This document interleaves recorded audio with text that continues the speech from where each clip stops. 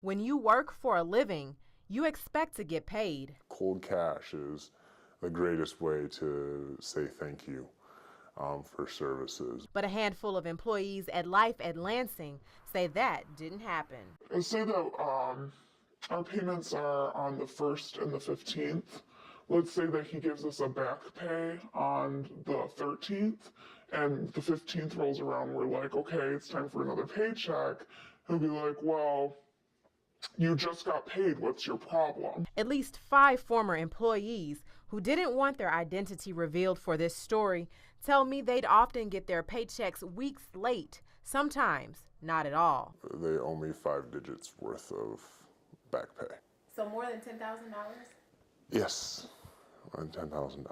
And they say when they would get checks, they weren't always official. I have personally gotten a cashier's check. I've gotten a personal check. It's bounced. I had huge faith in this company.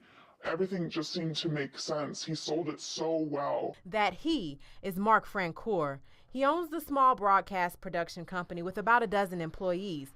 We tried to track him down, but when we called, all we got was a recording. Thank you for calling the Tandem Technology Group and Life in Lansing.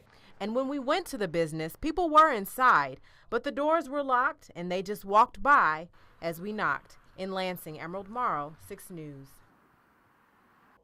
It's a line we've heard time and time again. If you're promised a wage, there's no guarantee that you get paid. Lawton Luntz is the 10th person that's come forward to me to say Life in Lansing owes him money. I was not paid for 2 consecutive pay periods. So when enough became enough, he took his complaints to the state, which says it's fighting for several ex-employees who say the company didn't pay them either. We currently have 6 pending open claims for wages against Life in Lansing. State officials who handle non-payment complaints say they get claims like these against businesses all the time, more than $6,000 a year.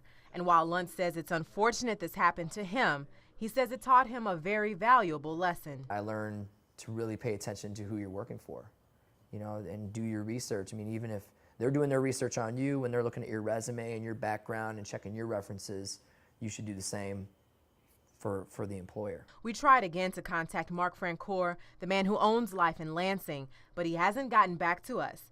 Since Thursday, we've called, emailed, and even went to the business twice, but no one will talk. In Lansing, Emerald Morrow, 6 News.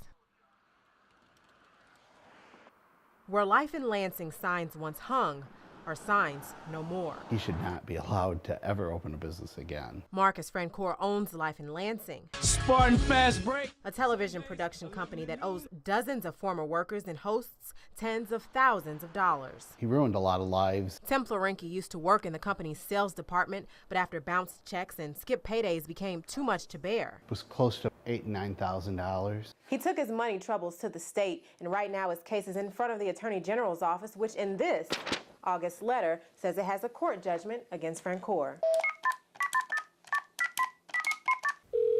We tried calling Francoeur, The number you dialed has been changed, disconnected, or is no longer in service. but had no luck. And while former workers say they're glad he's out of business, they say there's nothing stopping him from starting more companies and doing the same thing. So there's not a real good system that the state actually has to be able to catch these people. A point that made us wonder if there's anything lawmakers can do. It would be difficult to pass a law, but obviously, whenever you have an employer that bounces paychecks, you should turn them into licensing and regulation. Exactly what 9 other people did, hoping that someday, somehow, they'll get the justice they deserve.